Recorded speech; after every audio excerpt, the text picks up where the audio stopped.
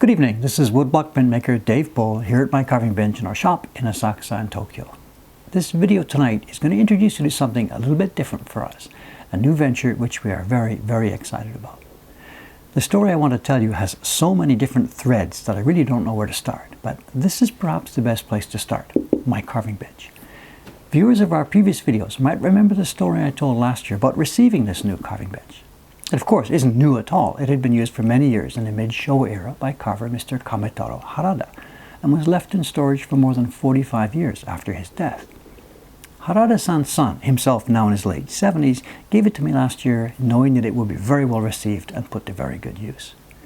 At that time I showed an image of a print that had been carved on this very bench all those years ago, a design by Tsuchiya Koitsu depicting a night scene in Tokyo called Ushigome Kagurazaka.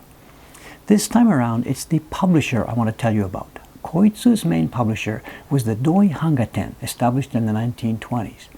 They initially made ukiyo-e productions, but in the 1930s began to branch out into the new genre of shin hanga, prints made using the old traditional division of labor system, publisher, designer, carver, printer, all different people, but using a more modern type of imagery.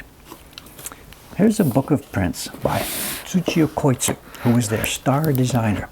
And throughout his career, he created many beautiful designs for the Doi company. Prints like this on nature scenes were a mainstay, as were images of very famous places. We have Matsushima, we have Miyajima. Mount Fuji, of course, was a mainstay. They even came to Asakusa now and then. Over the years, a number of Tokyo's top craftsmen worked for the Doi company, and among those, a major place was held by, yes, none other than my benefactor, Mr. Kametaro Harada. In the early years, the Doi company flourished, but they later fell on hard times. The war put a huge crimp in their business. The founder then died. Although one of his sons made an attempt to keep things going in the post-war period, the death of their main designer Koitsu in 1949 put an end to their original productions. In recent years, family members have made attempts to keep their grandfather's business alive by sending out their blocks to printers here in Tokyo. I've got a sample here of a reprint from a couple of years ago. Let's compare it to the image of the old print from original Doi-san's generation. It's clear to anybody who looks that the results are far less than successful. Having the blocks is not enough. To produce good prints from them, you need a vision of what is possible. And the vision that old Doi-san had in the pre-war period is completely missing from the contemporary workshops. Some years back, Japanese researcher Mr. Toshikazu Doi and an associate of his put together this catalogue of Koitsu's work, containing hundreds of images of the prints and a ton of background information that they dug up. Now, the Doi names here are going to get a bit confusing. This researcher, Mr. Doi, is a friend of mine, and he now actually works for us here in the Asakusa shop. We'll meet him in a few minutes in this video, but he's no relation to the family of the Doi publishing company.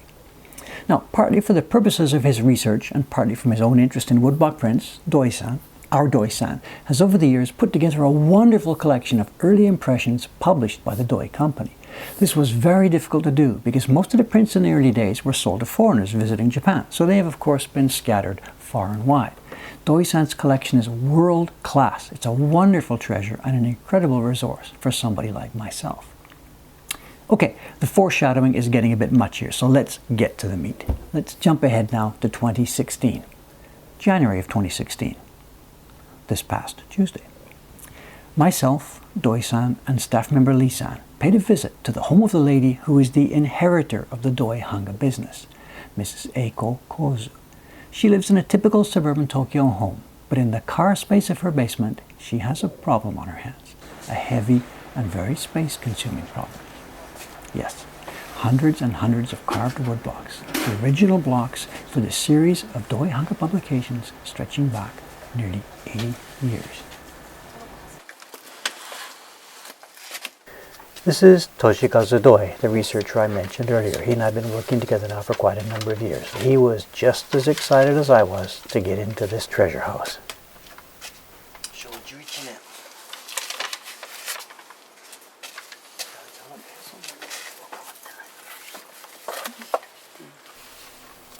Well, Doi-san, I of course wanted to open everything and have a look at everything in the garage, but the immediate goal in front of us was to open a number of them, inspect the condition, and see if there were blocks that were actually printable, that we thought myself and our team could handle if they were given us to print.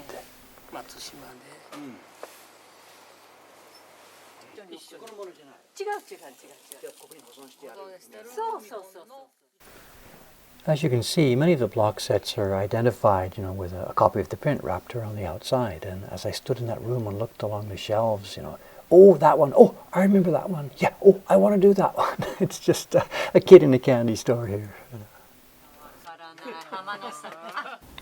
What was the instigation for our visit to that garage? Well, we have known about the Doi Hanga situation for quite some time. And a while back, we invited Mrs. Kozu and her husband to come and visit Mokuhankan, where they could see examples of our work, meet our printers, and hopefully come to understand how much we honor those old traditions.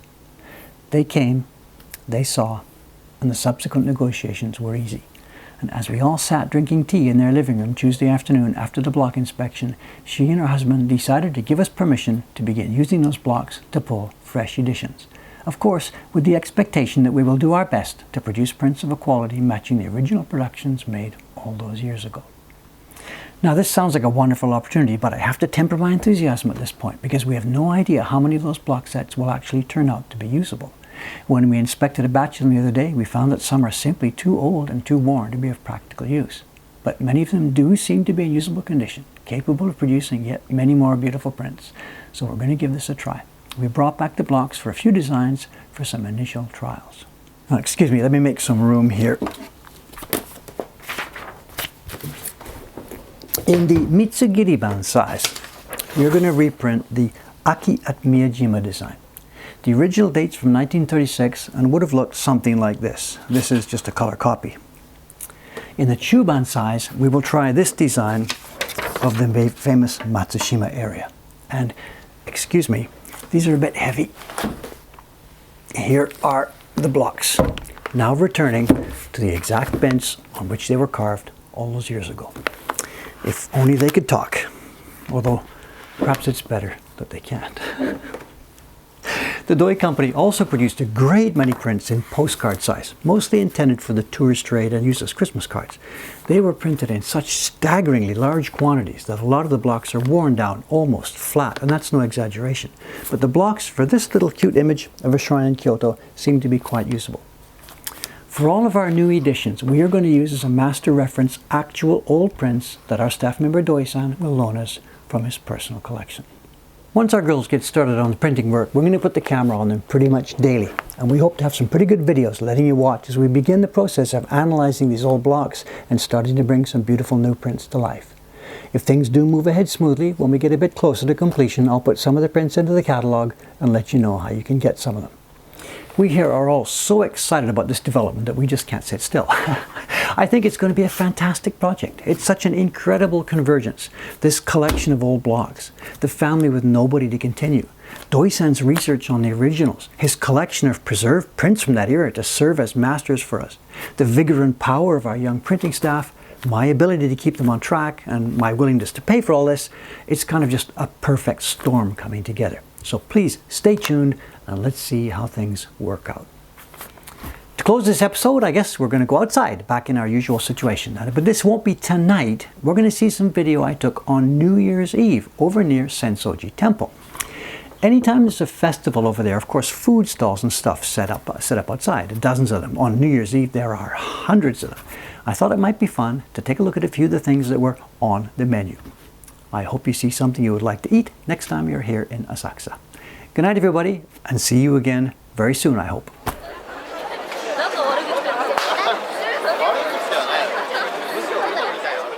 So here's the scene of the crime, outside Sensoji Temple, the famous Gojunoto Temple. Let's see what's on offer down below. First up, these are the famous takoyaki. It's octopus balls. And those are all the seasonings in a row in front. This lady is going to be a very busy booth tonight. This is the okonomiyaki. You may be familiar with it in a more pancake style. In festivals it's usually served this way, flipped over like an omelette type shape. Here's one for a homesick Englishman, baked potatoes. Look at that tub of butter just waiting to be slathered on there. This one nearly caught me that night. I thought I'd go for this one. A very versatile, high-class little, I don't know how to describe them. They're very nice, tasty meat rolled on skewers and basted with a sauce. This one's not so much to my taste. It's a little bit old-fashioned. They're like a river trout, skewered. It's the kind of thing you would see around the irori in an old minshiku. This looked tasty too. It was certainly very crackly and noisy. They're chicken breasts, basted with whichever kind of sauce you'd like to choose. But I don't know how you'd eat that walking around the festival ground. For those who've already had their dinner, this one, it's for kids too. There are various characters, anime characters and pop characters done up as a sort of a candy to walk around with.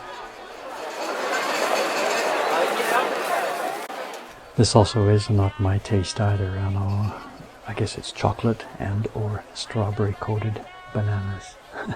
Very popular at festivals here though. And just moving a little bit away from Sensoji, there's an arcade near on the way back to where I live, and this place I've eaten before, and this is where I decided to stop and have my dinner.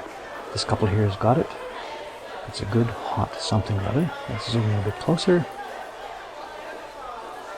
And down inside that pot, there it is, pork miso soup. It's called tonjiro in Japanese, and I can't show you eating it because I had to put the camera down. See you later.